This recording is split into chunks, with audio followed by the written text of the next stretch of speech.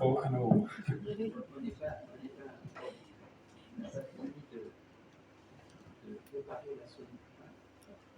C'est bon. Bonjour tout le monde. Vous pouvez m'entendre? Très bien. Nous continuons les cultes focus, une fois par mois. Nous avons eu beaucoup de thèmes. Et dans le nouveau module, le 5e module, nous allons lire la première lettre de Pierre. Serge a lu beaucoup de versets de Pierre sur la louange et sur la loi, etc. Et le thème, le sujet, ce module est être différent à cause de Jésus. Pour moi, cela n'a pas de connotation négative, mais il est évident qu'en tant que disciples de Jésus, nous vivons dans le monde sans être du monde. Parfois, nous devons faire des choix différents. Nous ne sommes pas toujours compris. La lettre de Pierre traite de ce thème et veut encourager, mais aussi inciter les chrétiens à rester proches de Jésus. Nous pouvons témoigner de lui par la façon dont nous vivons. La lettre de Pierre parle de ce que signifie appartenir à une minorité chrétienne dans la société, ainsi de ce que cela demande de nous. Il y a 4 études bibliques. On peut voir ici.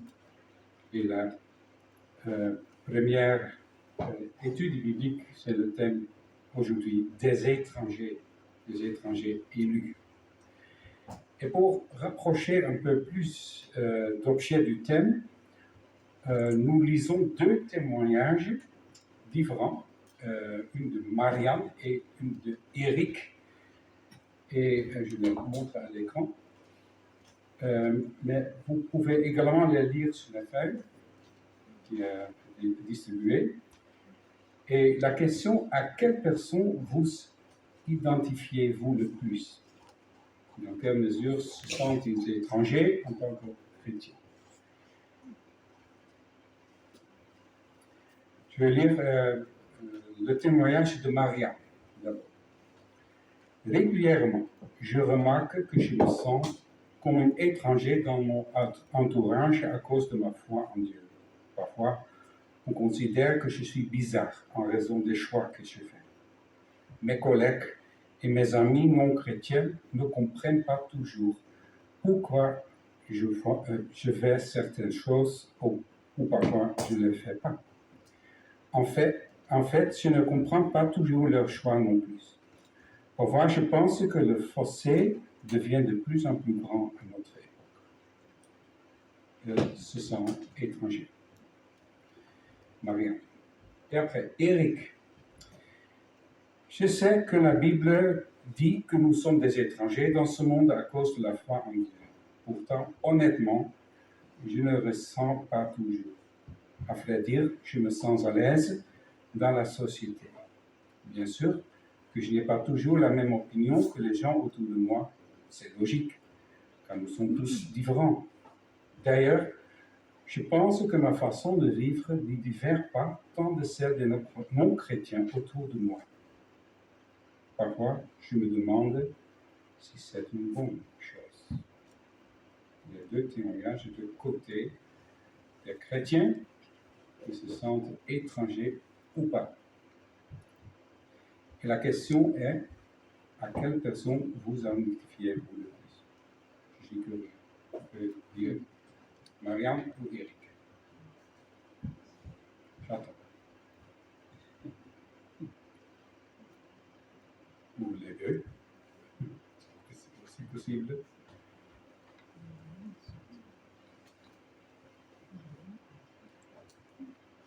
On est un peu timide, je pense. Marianne.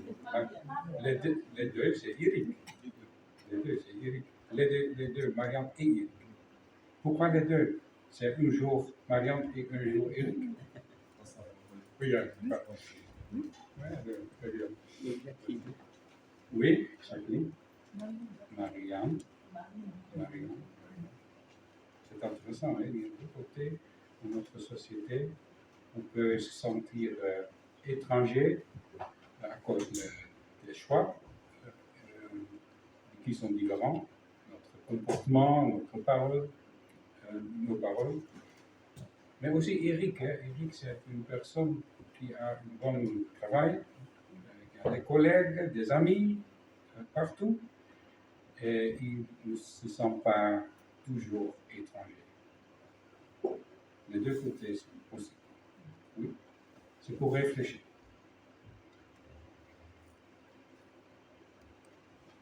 Après avoir fait cette réflexion, nous passons à la lecture du premier verset de 1 Pierre 1, verset 1 à 6, et 1 Pierre 2, verset 11.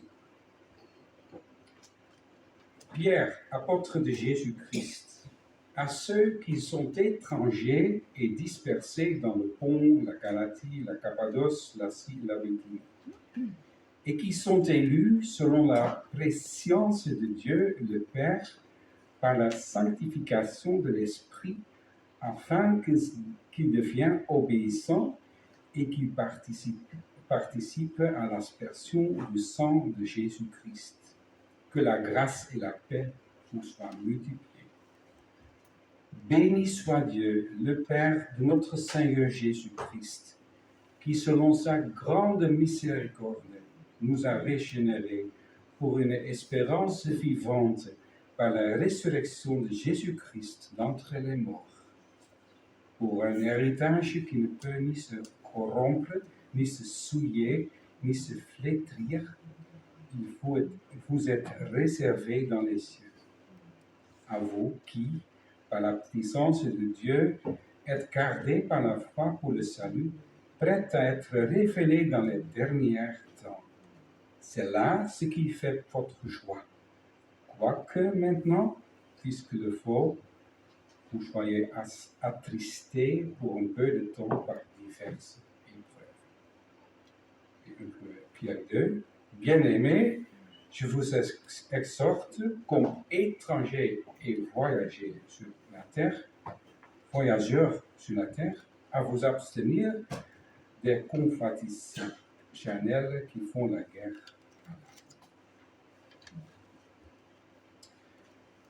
On va diviser la prédication en 4 points. Des étrangers qui sont des étrangers élus, qui sont différents et vulnérables, et ils ont une espérance vivante. 2 points parmi. Chers frères et sœurs, il existe plusieurs mots pour désigner les chrétiens. Ce sont des disciples, des personnes qui suivent Jésus, des croyants, des fidèles, des frères et sœurs en Christ, des élus, des saints, des bien-aimés. Ce sont toutes de belles qualifications avec un contenu profond. Nous serions surpris si nous, en tant qu'Église, recevions une lettre adressée aux étrangers. Une autre traduction dit les immigrés. Les immigrés. Nous avons des pensées très différentes à ce sujet à notre époque, je pense. C'est un mot politiquement cherché. Nous n'aimerions pas l'utiliser pour désigner les chrétiens. Mais c'est pourtant de cette manière que Pierre s'adresse à ses lecteurs. Il s'agit d'une lettre adressée à ceux qui étaient étrangers et dispersés dans le Pont, la Galatie, la Cappadoce, la Syrie et la Bithynie. Ce sont des régions situées dans l'actuelle Turquie. Quand on entend le mot dispersion, en grec diaspora, on peut penser à la persécution des chrétiens qui a lieu peu de temps après l'apparition de la communauté chrétienne à Jérusalem. Après la lapidation et le martyre d'Étienne, les chrétiens s'enfuirent. Le livre des Actes indique qu'ils ont été dispersés dans le monde. De nouvelles communautés ont vu le jour un peu partout. On pouvait alors se sentir étranger. Il était probablement compliqué pour les chrétiens, en raison de leur nouvelle foi, d'établir des relations avec les gens autour d'eux. Ils étaient considérés comme des étrangers, des marginaux. Quiconque a dû fuir son entourage familier et s'est retrouvé dans un entourage étrange où tout est différent, peut le comprendre. Une autre langue, une autre culture, d'autres coutumes. On se sent différent, pas à sa place, parfois même indésirable. Au temps des premiers chrétiens, la foi en Jésus, le crucifié, était également nouvelle et différente. Paul a dit que l'évangile de Christ crucifié était une folie pour les Juifs et une pierre d'achoppement pour les Grecs. Les chrétiens étaient regardés d'une manière étrange et méfiante, notamment parce qu'ils possédaient des normes et des valeurs différentes, diamétralement opposées à la culture grecque et païenne dominante. Le lecteur de la lettre de Pierre ont dû y faire face. C'est toujours d'actualité aujourd'hui. En tant que chrétiens, nous représentons de plus en plus une minorité. Dans notre société, il y a une méfiance à l'égard de l'Église. Il n'y a pas beaucoup de compréhension. Et en tant que chrétien, on peut aussi se sentir seul, comme un étranger. Ce n'est pas toujours facile quand nous voulons appartenir à un groupe et entrer dans le partage avec nos amis, nos collègues. Pierre a certainement écrit cela avec une intention, en pensant au cadre de vie des chrétiens de cette époque. Mais nous devons également nous poser la question suivante. Pourquoi les chrétiens sont-ils des étrangers? Pourquoi? Les chrétiens sont des étrangers non pas parce qu'ils ont déménagé dans un autre pays, mais parce qu'ils ont reçu une autre patrie par la foi en Christ.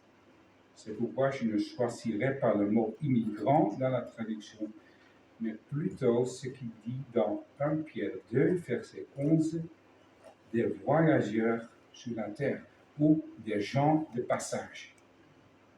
De cette façon, on est étranger partout, même dans son propre pays. Les chrétiens appartiennent à Jésus et sont citoyens de son royaume.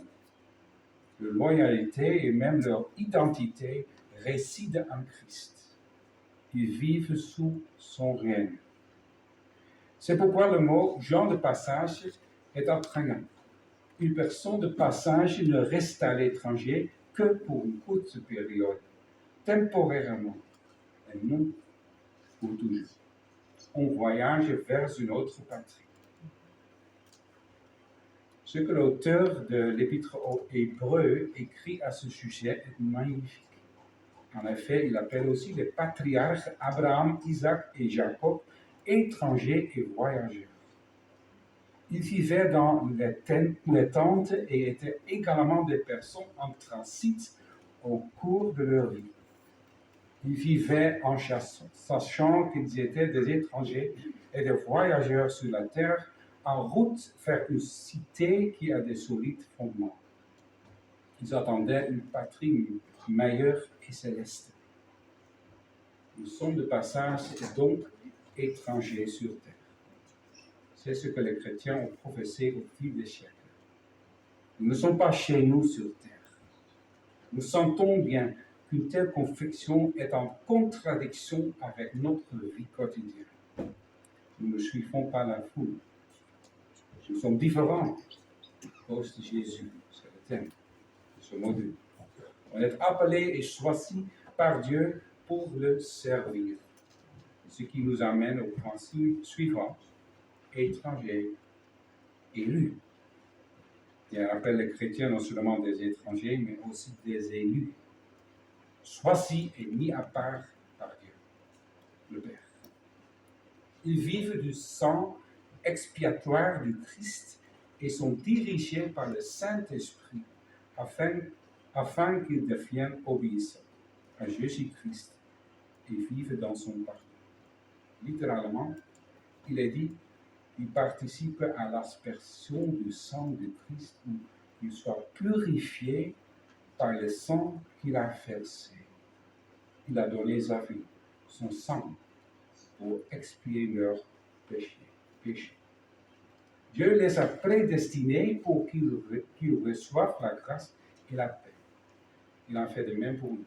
Dieu est miséricordieux et veut nous donner la paix malgré qui nous sommes. Je le vis encore chaque jour comme un grand miracle. C'est une grâce que Dieu nous donne. Il ne s'agit pas de savoir si nous sommes personnellement convaincus d'avoir été choisis et appelés par Dieu. La question est de savoir si nous croyons à l'Évangile de tout notre cœur, si nous obéissons au Christ et si nous lui consacrons notre vie. Dieu le Père a tant aimé le monde qu'il a donné son Fils unique afin que quiconque croit en lui ne périsse pas, mais ait la vie éternelle. Écoutez bien, tous ceux qui croient en lui. La question qui se pose, acceptons-nous Jésus comme notre Sauveur et notre roi? À ce moment-là, nous lui appartenons, et non plus à quelqu'un d'autre, ni même à nous-mêmes. C'est notre seul soutien dans la vie et la mort.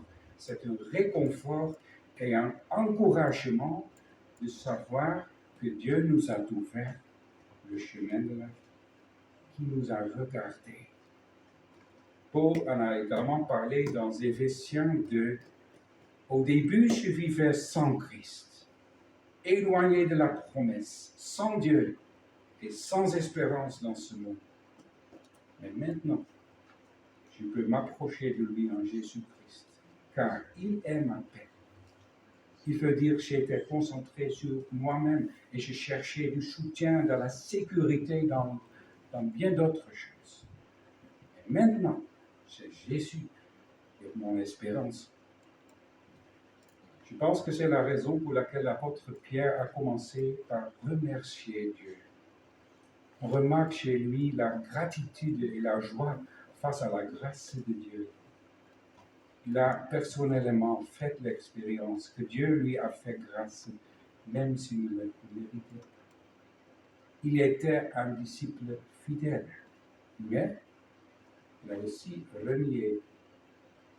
renié Jésus lorsqu'il peut. Il a dit, je ne le connais pas. Pourtant, Jésus lui a pardonné. Pierre s'est repenti et a été autorisé à recommencer à le suivre. C'était comme s'il recommençait à vivre s'il était né de nouveau. Écoutez simplement sa louange. Béni soit le Dieu et Père de notre Seigneur Jésus-Christ, qui, selon sa grande miséricorde, nous a régénérés pour une espérance vivante. Il parle de nous, il pense à lui-même, et aussi à tous ceux qui ont aimé Jésus. Nous arrivons au point suivant. Si nous croyons que Dieu nous a donné un nouveau départ, alors nos vies peuvent également lui être consacrées en tant que citoyens de son royaume. Nous sommes étrangers parce que nous lui appartenons et sommes en transit vers la vie éternelle. Nous sommes donc différents et également vulnérables dans ce monde quotidien. Les églises auxquelles Pierre écrit n'ont pas connu de persécution directe. Les chrétiens n'ont pas été littéralement arrêtés pour comparaître devant le tribunal, mais ils ont dû faire face à diverses épreuves. Pierre utilise l'image de l'épreuve par le feu. La foi est éprouvée comme l'or. Il dit également qu'ils en sont attristés. En grec, cela signifie être blessé, ressentir la douleur, mais aussi s'inquiéter de quelque chose. On ne peut pas être à la fois citoyen du monde et citoyen du ciel. C'est contradictoire et souvent douloureux. Croire en Jésus n'était pas facile à cette époque. Je pense que cela va de nouveau être le cas dans le temps que nous sommes appelés à vivre. Les gens peuvent accepter que nous allions à l'église ou que nous ayons certaines normes et valeurs, tant que nous ne les dérangeons pas ou que nous ne leur demandons pas de rendre des comptes à ce sujet. Les gens trouvent qu'on a le droit d'être chrétien, mais en privé. Mais nous savons aussi que c'est précisément au quotidien qu'il faut faire des choix que les autres ne comprendront pas. Alors, comment persévérer? Cependant, il est possible que nous n'ayons pas encore vécu les épreuves. Il y a Marianne et Eric. Parfois, nous sommes plus des citoyens de ce monde que des étrangers sur terre. Il est alors important que nous nous posions la question: suis-je obéissant au Christ et à sa parole en tout, dans toutes les décisions que je prends, dans l'attitude que j'ai envers les autres? Est-ce que je suis alors l'évangile en parole et en acte? Est-ce que je présente le Christ à quelqu'un d'autre? Si les gens autour de nous ne posent jamais de questions, montrons-nous suffisamment de l'évangile de Christ? Les épreuves, dit Pierre, en font partie. Nous pouvons aussi penser au combat de la foi, aux questions, aux doutes, au brisement de la vie, les épreuves. Pourtant, il n'y a pas d'épreuve sans qu'il y ait aussi un espoir. Ce qui nous conduit au dernier point, l'espérance vivante. Je crois que c'est l'essentiel de la pierre, de la lettre. Pierre est l'apôtre de l'espérance. Outre la foi et l'amour, l'espérance est le signe de la vie en Christ. L'espérance qui peut donner le sourire à travers les larmes dans toutes les situations. Selon Pierre, l'espérance repose sur la résurrection de Jésus-Christ d'entre les morts. C'est la source de la vie du chrétien, de l'étranger élu, dans lequel nous vivons et puissons notre force chaque jour. C'est une vie avec une perspective qui nous élève au-dessus des épreuves et des situations compliquées. Jésus a vaincu la mort, le dernier ennemi. Quel roi puissant nous avons. Certains peuvent penser: nous vivons qu'une fois, profitons au maximum de la vie et accomplissons tout ce que nous pouvons pour ne pas être oubliés. Car quand nous mourrons, c'est fini. C'est la fin de tout. Le chrétien regarde au-delà de la mort. Il ne se laisse pas décourager par la finitude de tout. Tout se présente sous un jour différent quand on croit que la mort n'a pas le dernier mot. Nous pouvons témoigner de cette espérance vivante, peut-être surtout dans les situations difficiles où d'autres se demandent: comment peut-elle persévérer? Ils peuvent nous demander: pourquoi êtes-vous toujours reconnaissant pour chaque jour, peu importe ce que la vie vous apporte? Où trouvez-vous le courage dans les moments d'adversité? Nous pouvons témoigner de l'espérance qui est en nous. Nous pouvons transmettre cette certitude que Dieu nous garde et ne nous abandonne jamais.